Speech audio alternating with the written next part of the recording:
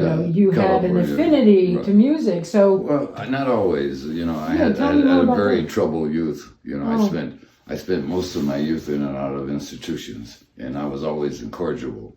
I was the one in the family that got the so-called spankings every day. oh no. Oh yeah, and to the people talk about trauma, and my life, which I never talk about on camera, but my mother and father divorced when I was 2. Even dealing right now with DNA and trauma and all the rest of the things in life is something that in my experience, I call a mother wound. See, Yeah, I call it a okay. mother wound. And so I knew my grandmother as my mother. She raised me. She came in, yeah. And when she passed, not that I wasn't rebellious before, but I went totally. When she was gone, there was something missing in my life. Yeah, And, no, that makes I sense. became over delinquent. Over delinquent, okay. Yeah, So we're getting some. and I was only like about 8.5 years old. Oh, okay, And okay. and that's where all the problems came to. Before that, like people talk about music. Well, I was in the 3rd grade and I learned to play trombone. They wouldn't give me a trombone, but they gave me a baritone horn, and I still remember the song. First song I learned was very slow, like the song of the Volga Boatman. Ball, ball, ball, ball. Sure. So I remember that, and through my life, there's always been music, and my dad had he sang he sang in a barbershop quartet. Did he? Oh yeah. Oh. He had a voice, and later on, he wasn't my singing. He owned a restaurant with back in the early 50s with my uncle. They had a restaurant, and they had all different types of music, like Caledonia, What Makes Your Head So Hard, and Louis Jordan, and all the old so-called race music at that time. Okay. And so I had that, and then as a kid, I was exposed to all the early R&B before it was popular. Okay, so this is where a lot of the sounds come from. But the thing about it is, when I was a kid. See, right now, if we take my vocal vibration, my sound and my voice, my natural voice is a baritone. But I was like this high, and my voice was here. Okay. And so people used to give me a nickel for me to say. I'd go by a factory, and they give me a nickel just to say, "Oh, good morning, sir."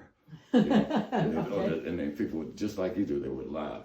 So I said, well, you have this beautiful, deep voice. I should have been a comedian, because if I was a comedian, I'm just saying, but it's from the diaphragm. So through the years, at 14, my voice changed. It went up and down.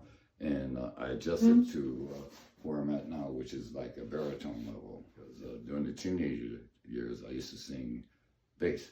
I'm through with my old love. I loved her through and through. It's that kind of stuff. Hit the bass part, but it changed. Do you think that the music kept you from being less of the delinquent that you said you were? Like, did it start to change your path, or no? My academic from an early period was sketchy. Yeah. Only not that I would do enough work to pass, and the teacher would be talking, and I would be looking out at the trees. Somewhere there in the background, I hear what they're saying, but my mind to keep the attention. Okay. Yeah. It was very difficult for them to hold my attention, and so they call me ADHD because I'm always moving. You know what I mean?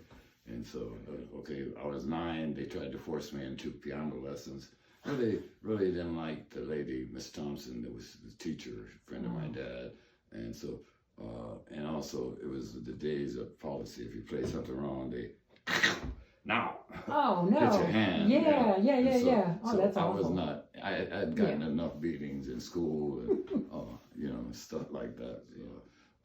I've always been somebody that, to this day, the only one that at that time that I ever had authority over me was my dad. So it was hard for me to accept authority of the teacher or whatever, and so I was always in trouble because to this day, unless I give you authority, you can force me to do it. You can kill me, but I still haven't surrendered Right. to you. Good. Personally, I never. It's like the Kool-Aid that I used to talk about. When they passed the Kool-Aid in kindergarten, I sipped it and I pretend. It's just like I pretend. Mentally, I didn't take it all.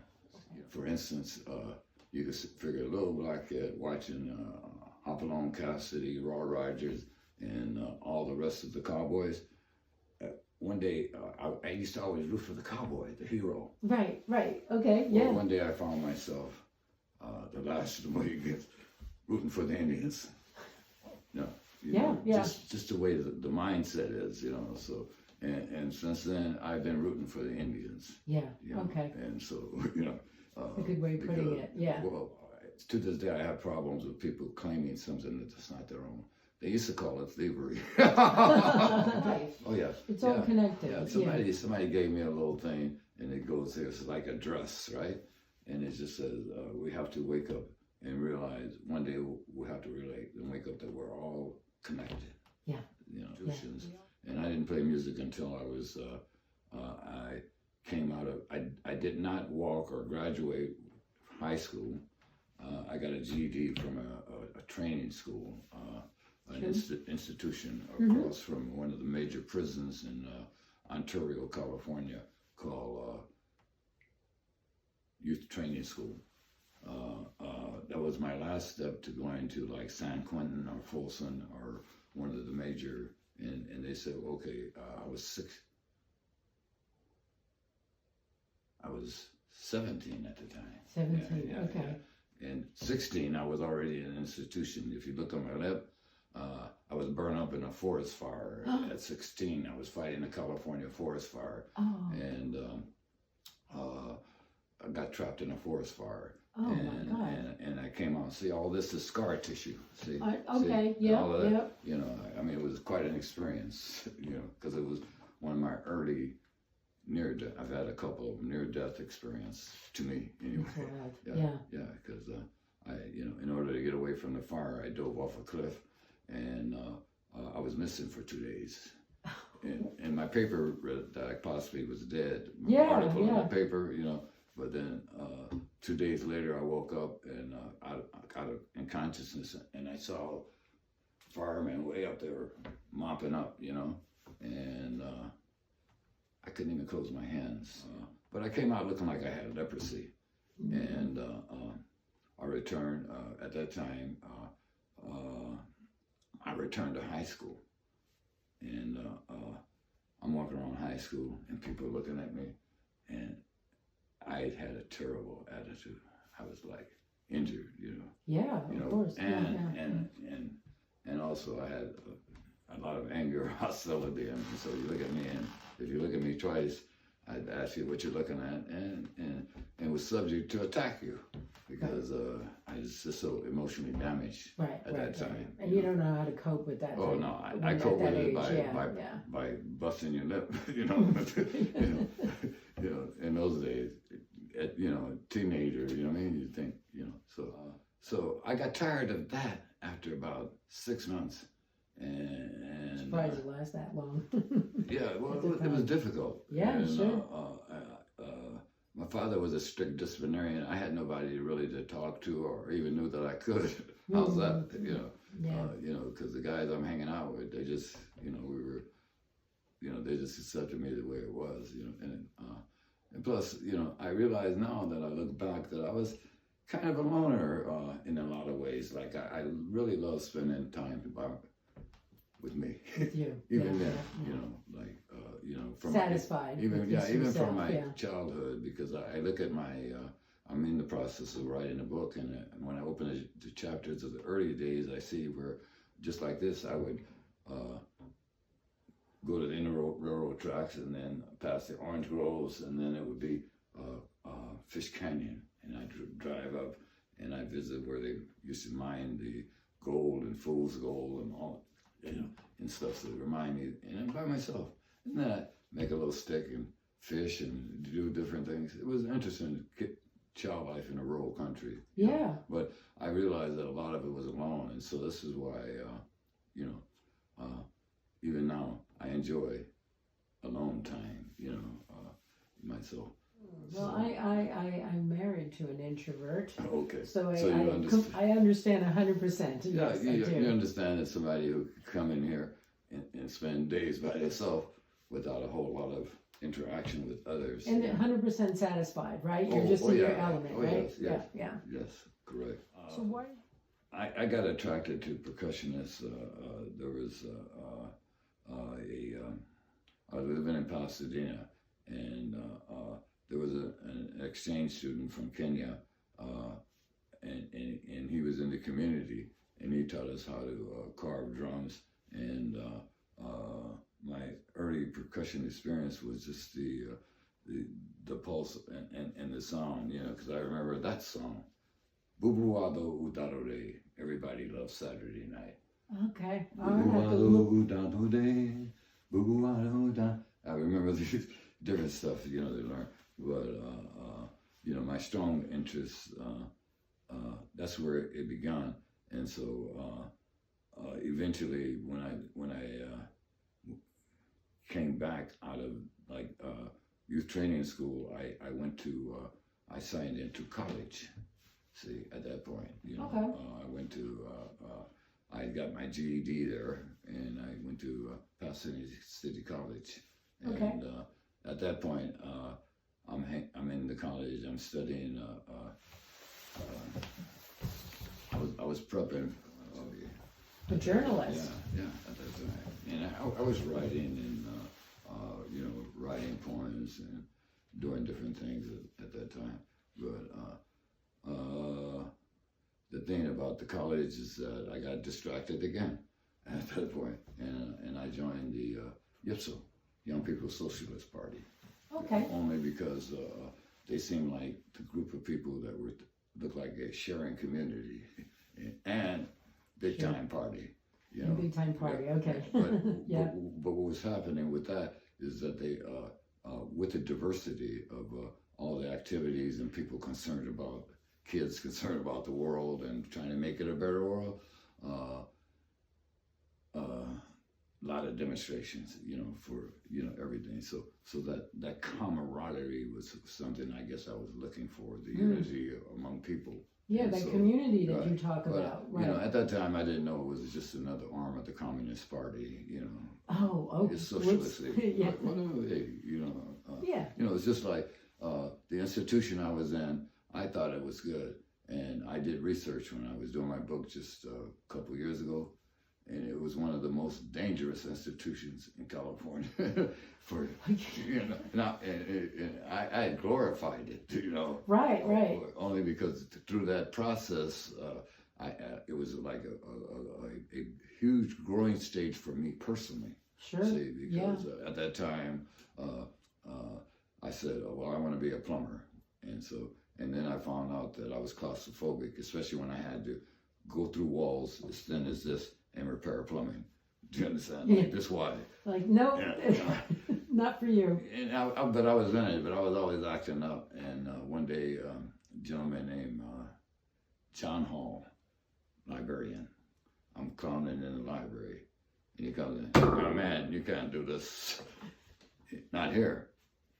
So he said, come to my office. And he took me back there in the office, and he sat me down, and he gave me a revelation. He said, you run around and you're acting like this, you're doing this, you're the major clown in here, but you got more to do than that. So I want you to, I'm changing your profession. You're coming in here, and you're going to work in the library. and I was not in the library. Yeah. And, Oh. but it was good for me because I came in the library. I learned the Dewey Decimal System. He made me read at least one book a week, and they put me in a cell with a martial artist who had one of the first guests that was non-Japanese. That was a Shodan master. Okay. And he was a Marine, and him and a group of guys got kicked out. You know, they got released in California and had no money to come home. And they decided, all right, man, we got this, we'll rob a bank. And he was a really good guy, Bernard Johnson. You know, he was actually from New York. And he was Taoist, you know. So he kept shooting me on the opening up the area from Christianese, that I call it, from the Christian foundation to other areas of thoughts. And so when I, you know, sort of opened up your mind. Oh yeah, we're locked up all the time. Right, you know, right, yeah. And plus he's giving me books, and so I read some of his books on, of his practice and stuff. You know, good guy. It just really helped out because it was different at that time. It gave me a little more grounding, you know, and also thinking differently. You know. Right. So, You needed that. Yeah. You went at that age, right? You need it was somebody to good. help you Oh, with yeah, some well, direction. It's a guy, yeah, direction. Yeah. But he knew. I mean, if Right. he's going to get you into a library, he must have known that you had that side of you as an introvert, where I would say that you were in the library. You were probably. Well, later on, I became a paralegal, and Okay. When I was, I would stay in the library. I loved it. I loved the research. Yeah. I loved looking up all the different aspects and writing briefs. I really enjoyed that, that part of it. So that was something that that was there. It was a seed that needed just to be, So I went through that for 20 number of years, doing that type of work. I wanted to be a lawyer, but I had too many experience in that personally. Yes, okay. And also when I was in school, I took a couple courses, and I was always arguing with the professors because I said, well, listen, you got the textbook. I was there. It's not like that. It's not like that. Right. I've been to court since I was 7, 8 years old. First time I encountered the police was they took me out of school and beat me up at 9 years old. So you can't tell me about the justice system. Right. Yeah, you've experienced it.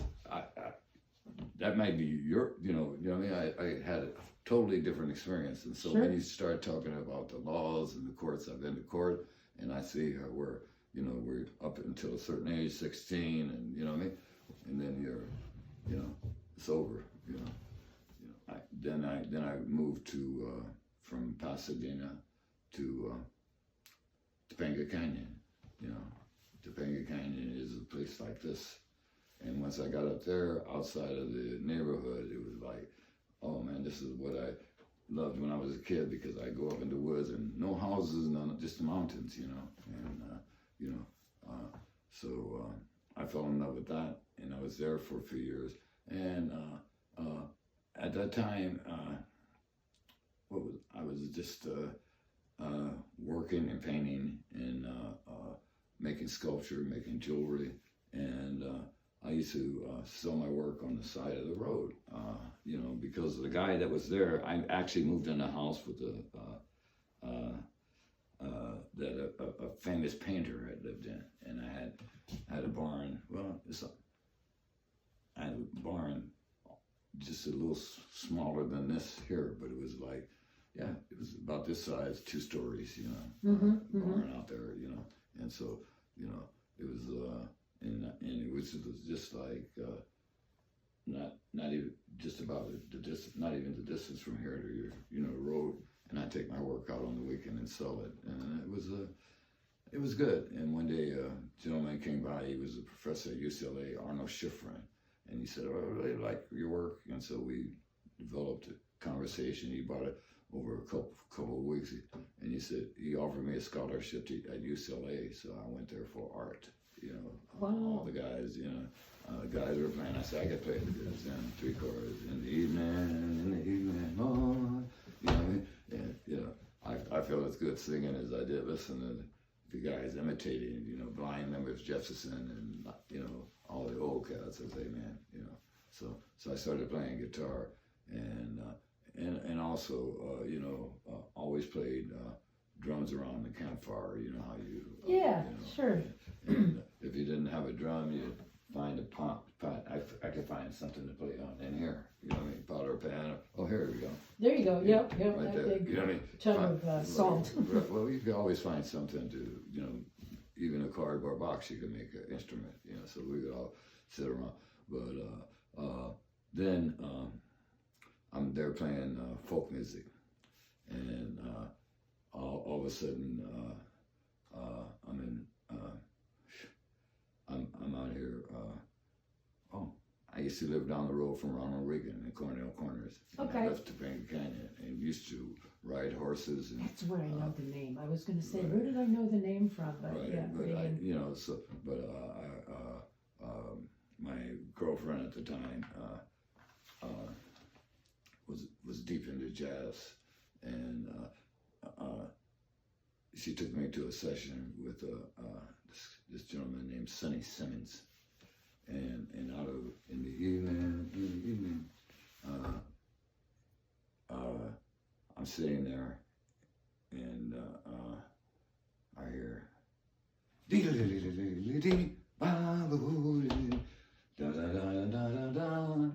whatever. You know what I mean? He was just so prolific playing anything, you know, maestro. Really a bebop jazz player. Okay, and, sure. But he was playing outside the envelope. Blew my mind. And I also, at that time, one of his students, or his wife's students, Bert Wilson, was a quadriplegic. Quiet. Played saxophone. Excellent. Excellent. And so he was good friends with Jackie Brown, who I was with at the time, and that's how I got there. Now that I remember, but he was good friends with her. They knew each other probably from way back San Fernando Valley stuff, you know. But so I started hanging out with him, and since he needed.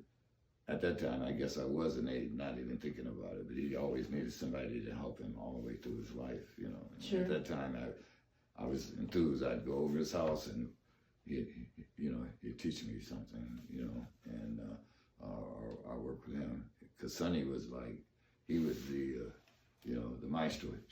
He'd be in Europe, he'd be over here, you know, he was moving through, but when he came through, the people would come together, you know, like the band for him and stuff, you know. A couple recording, so he was quite prolific. But anyway, so I could. It's just like I was telling you about my dream deferred. When he came through, I said, "Man, these guys," I never could imagine. But then I found myself 3 years later up in San Francisco, and we played together for about a year. I developed my primary techniques, and I was just developing in. Dealing with the so-called fake book, then learning all the tunes, everything you can imagine, and being able to sit in. Is that a jazz playbook? Jazz, Yeah. Okay.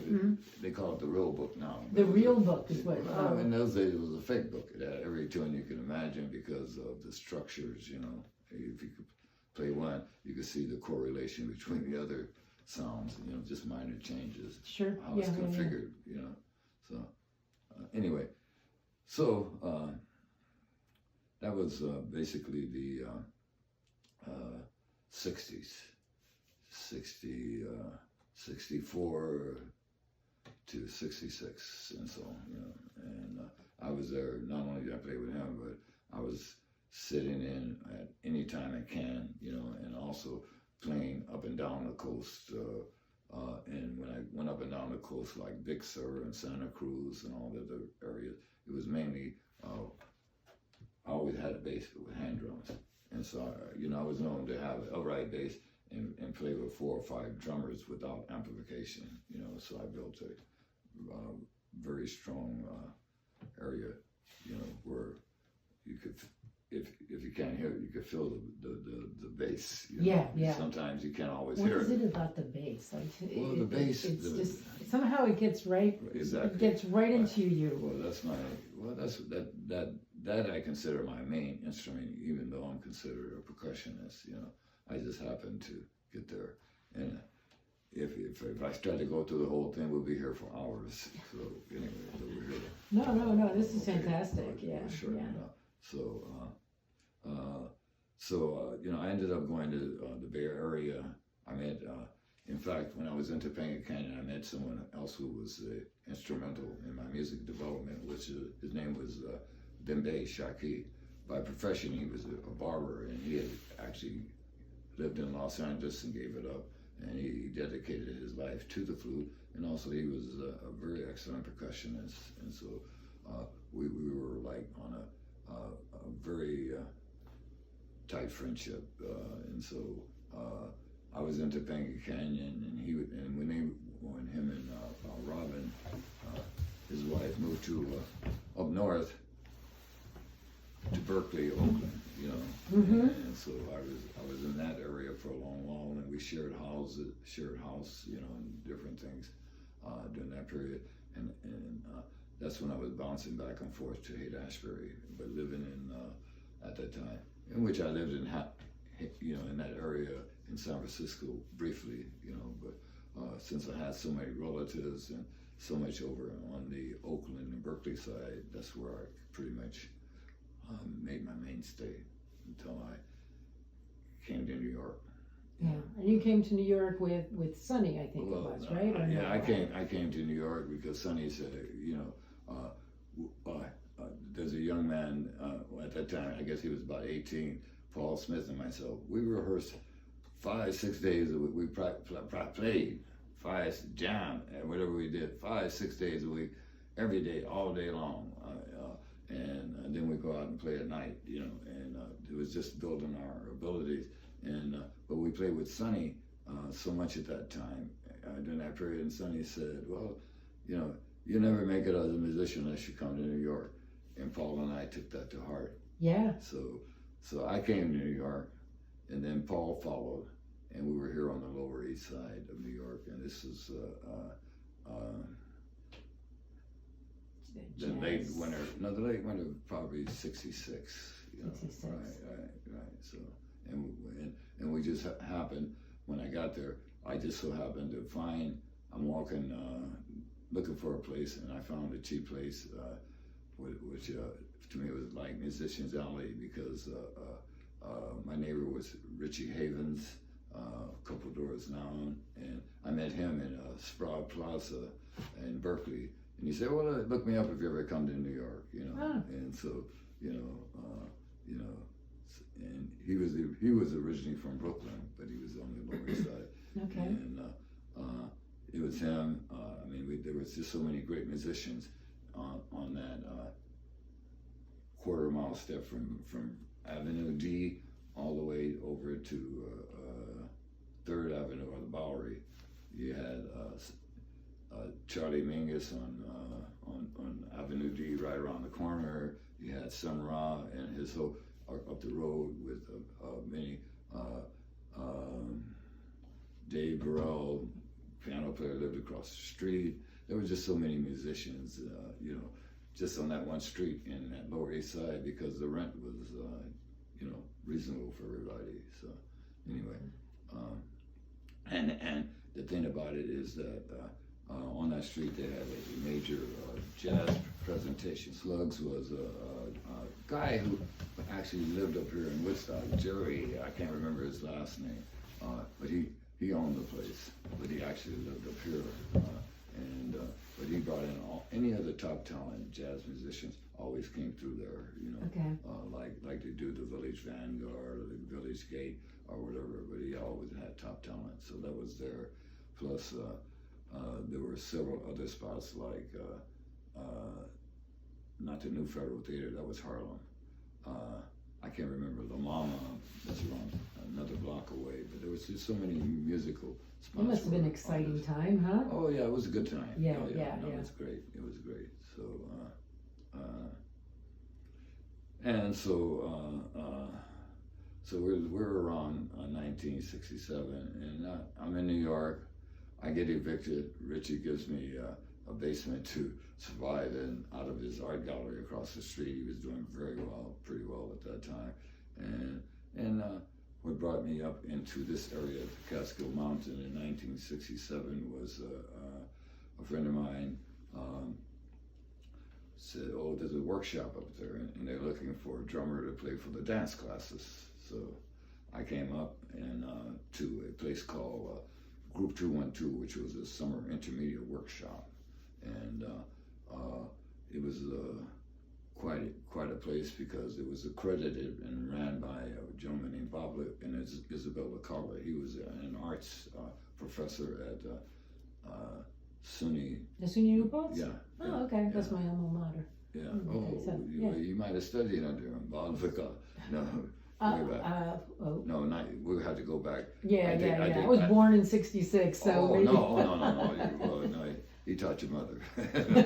My father-in-law was the head of the art department there, in the late '60s. So may have been. No, he would know Bob LaCarla if he was because Bob had a very strong stature there for years before he retired and did this and what it was Group 212 was 40 acres, and it probably could house about 60 people in the various facilities at once. And so what they did was a summer workshop. It was an intermediate workshop. You should look it up on there because it's some very raucous place. Everybody was young and wild, and so many people that came through there. And it was a multimedia, and what they expressed was convergence of all the arts. Like you're a painter, and you're saying, okay, like you were saying, you put the music on and you start painting. Well, it would be different if we were playing here with you. We'd all be in the barn, and you'd be hitting it, and you just, you know what I mean? It's just like just start natural, jamming. Oh yeah, we're jamming, and it's just another entity because when you look at sound, color, and light, it's all vibration, and it's integrated to me, and also, so that's why I understand. 100% with that, I agree with that. So we're in the Catskills. Catskills. Yeah. When I first came up here, I fell in love, with these mountains. It was beautiful up the here. Catskills. The Catskill. Well, I know we're on the other side, but we're still in the Catskill until we get up to the Adirondacks. So I think. Right. Or something. So. Yeah. Right. The Catskills are huge. Huge. Right, It makes them a better part of the state, right? Exactly. So I fell in love with it, and from there, we were, even at that point, we built like different things. There was just so many areas of music and theater and art, and we did concerts up here. We had an opportunity to do, promote our own concerts on the weekend there. And at that time, there were things like 1967 and 68. They had the Sound Out in Copeland in Woodstock, and which was some of the first festivals after. I don't know if you're familiar with the history of that area, but the Maverick Festival, which started in 1905. And it's one of the oldest festivals that's running in the country. Oh wow! No, I did not know that. Well, look it up. No, this is great. No, you're gonna love this video. I'm gonna give you everything. These things are popping into my mind. Right.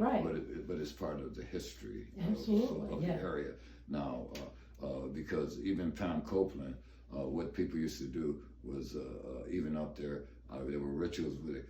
Every year, Ken Tiny would haul a piano across the creek and then have a ball, up at the Whitehead property. This is at the top of the mountain, at Overlook Mountain in Woodstock. There were people with all different types of activities. Now they have the full moon up there, where they have the full moon drumming circles and stuff, even in that area. So when you look at the history, but to get back to where I was at, that Pam Copeland used to, she had Sound Out, it was called.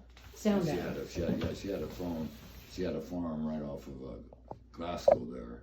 She used to have 3-day events, and so You know, she had like great people like Odetta and Richie Havens, and then she mixed it up with classical, and then she had like I call them mud dogs, like the Holy Modal Rounders and all different types of heavy rock folk groups and stuff. And it was interesting. Sure. And she did it a couple years, and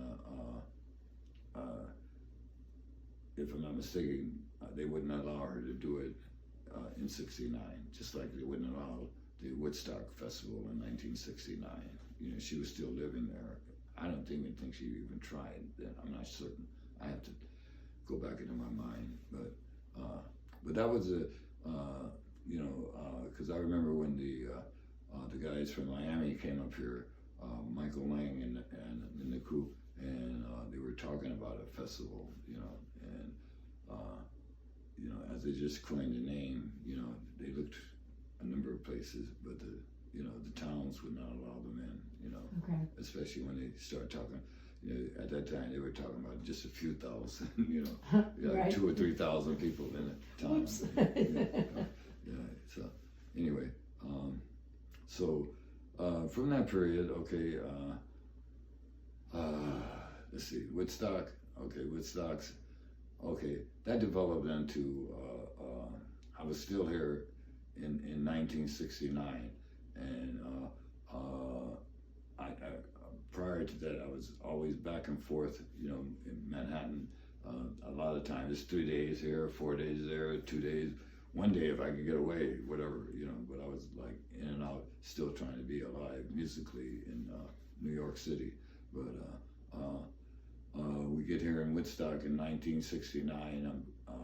I'm basically here, my residence. You know, I mean, I'm not bouncing back and forth to the city at that time, and I'm here, and I'm at the Village Green, and I run into like Jimi Hendrix, who was in the spring, and who was I had met on a number of occasions before, you know, under different circumstances, and he said, "I know you," and I said, "Yeah," and so we started talking, and he told me that, well, I'm putting a band together for a festival coming up, so why don't you come up to the house in John, which was his manager's house, Mike Jeffries on Wiley Lane and Lower Burcliff there, you know. Okay, yep. I know exactly where that is. Yeah,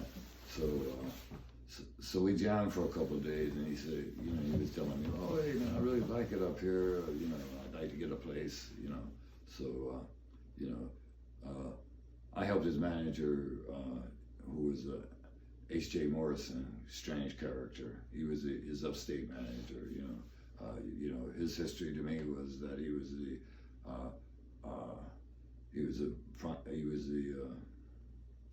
Minister of Information for Papa Doc. Strange character. Yeah.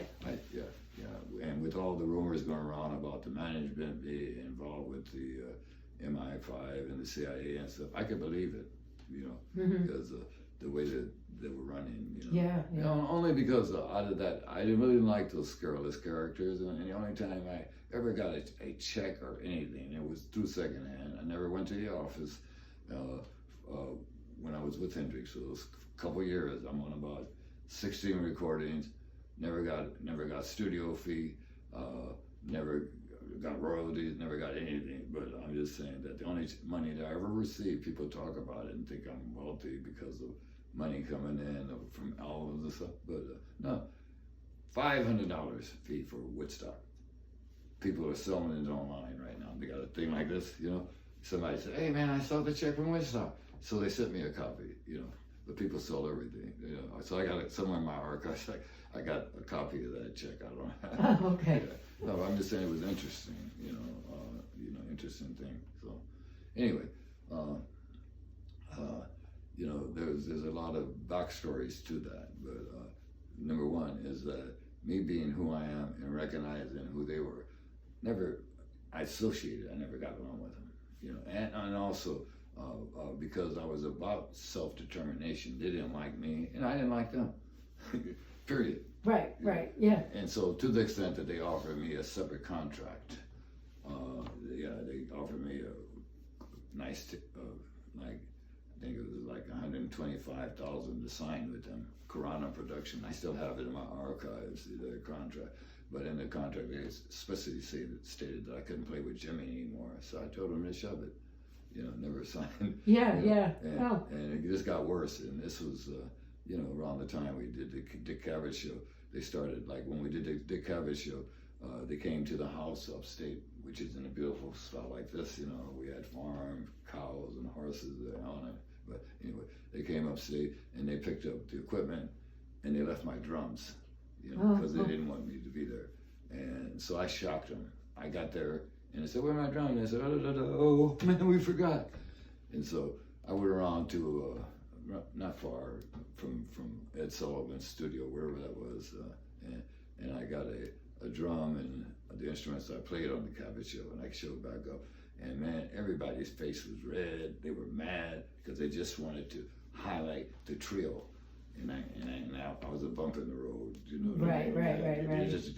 But they wanted to highlight the trio with Noel Redding, who I played with later on, and at different times with Fat Mattress. But he would, they had their difference, but they had Mitch Mitchell and Billy Cox on bass, at that time.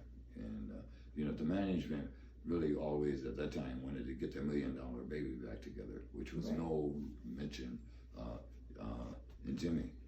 And Jimmy was looking for change and growth. And they said, no. Hey, Joe, keep it up. You know what I mean? To me, anyway. And he was ready. Yeah. He was moving forward. And so he said straight ahead. He didn't want straight to stay. ahead. Yeah, he didn't want to like stay that. in the pocket. So, anyway. That leads us up to August, whole story around the Woodstock Festival and recordings, in different associations. So now, see, that particular thing, I was crushed when Jimmy passed away, because we had a lot of, I guess I haven't finished with Jimmy, but we had a lot of goals and aspirations. For instance, the Electric Lady studio was built at that time, and there were people that we could, under his budget, we could go in at different times and develop our own music. And he would play along with us under an alias, okay? And that was Tahaka and Tundi Ra. They were on a couple of Cry of Love, a couple of albums with Jimmy. And so, we never none of us got paid. So we were thinking, as we do exchange, that we could go in and record and stuff. You know what I mean? Because we were on all these albums, and our different cuts, with them. So it was like, like you treat a brotherhood thing. It wasn't like, okay, talk to my agent, talk to my contract, you know what I mean? Right, no, it wasn't like that. None of that. Okay? Yeah.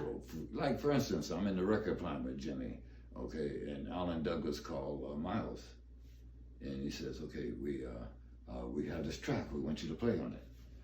Miles say, send me over 5 G's, and I'll show. Send me $5. Never happened. No, so they got Randy Brecker, to do it. You know what I mean? Yeah. Saying, I know they didn't pay 5 G's. No, not for Randy. But I'm just saying, you see different things. But Miles was in.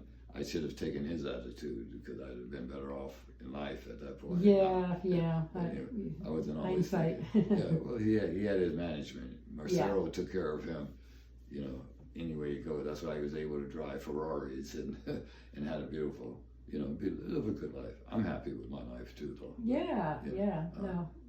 What little I know of you, you seem to be just, you exude this wonderful energy. Well, thank you. Okay. See, so you asked me about the Loft Sure, Jazz. sure. Okay. Well, the Loft Jazz evolved in I got involved with the Loft Jazz in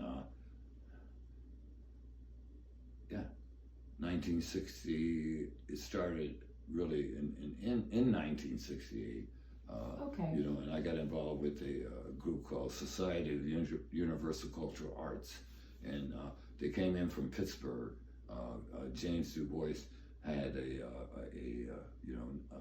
501c3, and he took over a building on Eldridge Street on the Lower East Side, 193 Eldridge. It just so happened that one of our cohorts, who was up here at Group 212, his name was Burton Green, great pianist. He had an arrangement with the landlord down there, and was kind of looking after the building. But he decided to go to Europe, and he gave the responsibility for the building and a grand piano to James Du Bois, who moved right in, and that was the beginning of the Loft Jazz series. And he presented his first program was called Music Through the Ears, and he presented a 3-day program, and all the avant-garde and young musicians started coming through there, and that was the creation of Studio Week, and also primarily to coin the phrase Loft Jazz at that time. Okay, now during that time there were several entities that musicians had, like there was a saxophone player named George Braithwaite, and he ran down on Prince Street. He ran an after-hour club where all the musicians would come afterwards, and so all of these types of things were sort of included in that concept. But the Loft Jazz period was so the Loft Jazz. I got involved with so-called. There was no title. When people think about Loft, they think about what's his name. He had a studio over the Flower District. I can't remember his name off the top of my head. I will probably, but he had 2 floors, and he used to let the musicians come through, and he was a photographer. Millions of pictures. I mean, this guy was great. I can't. Oh my remember God, I his would name. have liked that. That would have been, No, well, you'll find it at I think 2 truckloads of this stuff is at Duke University. Okay. Oh, okay. So whatever Duke University is like the Smithsonian. The majority of the stuff is hidden. No, anyway, in my mind, so there's just not enough space, to let it all up. But anyway, because I had a chance to spend time in the Museum of Natural History. Yeah. And, Okay. And in the basement with all the antiquities, all the old instruments, I had a friend who was a photographer that was connected there, and we took pictures. At that time I was wearing a turban, and I'm down there with all these old instruments. We had a photo shoot. It was crazy stuff, but it just so amazing what they have down there. Wow. Things that you don't know if it's super techno or super ancient or out of space. Yeah. Some Still of the though, instruments- it sounds. No, it was an amazing experience, just to go through stuff. I've been lucky to go through different things. Yeah, like you've that, had quite a bit of history. Yeah. Good and bad, good and bad. Well, it's about- kind of like how life is, right? It takes. A lot of people don't know that to move, even probably vibration, positive and negative, to make it happen. So right. I just want to be move. part of it.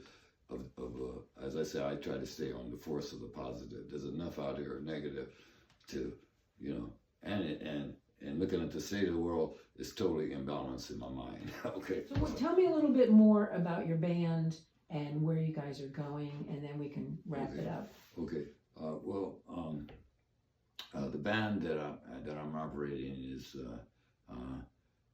called the Juma Sultan Aboriginal Music Society, and that band right now, at its total capacity, consists of 9 to 10 members. So sometimes they call it a 9-net, and also within that structure, the musicians, there are just so many configurations that can happen out of that, all the way down to a duo, 2 on up. It just depends on presentation, because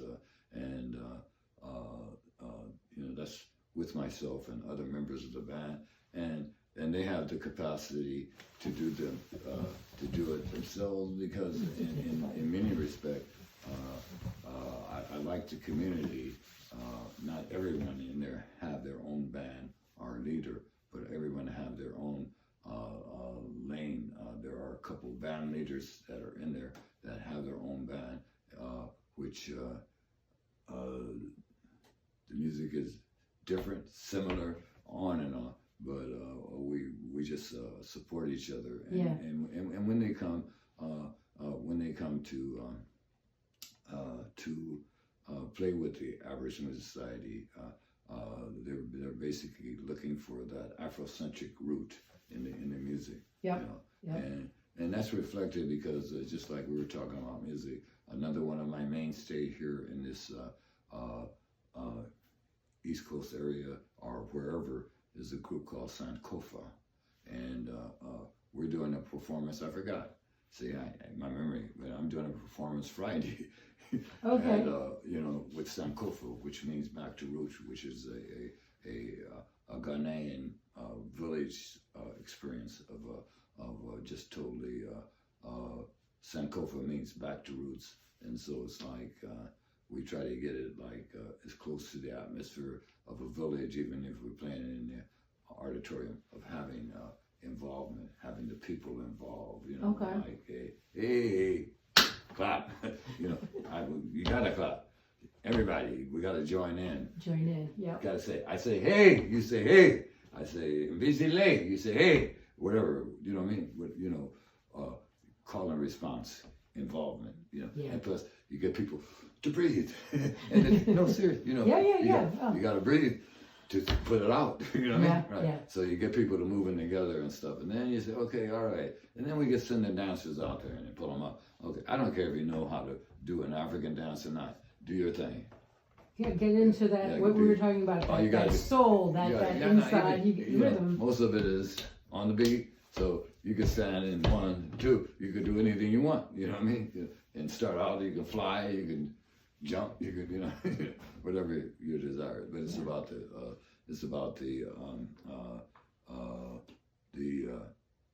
when we get into Sankofa, it's about the healing rhythms of the music, because we know that the sound vibration can be healing. And one of the earliest instruments that, other than our voice, that we've been given here on this planet, is the beat. The beat. You got 1,000 of beats running through your body right now. We all do. How about tuning in? Yeah. Okay. I think that's a great way to finish this up. Thank you so much. I appreciate it. Okay. All right.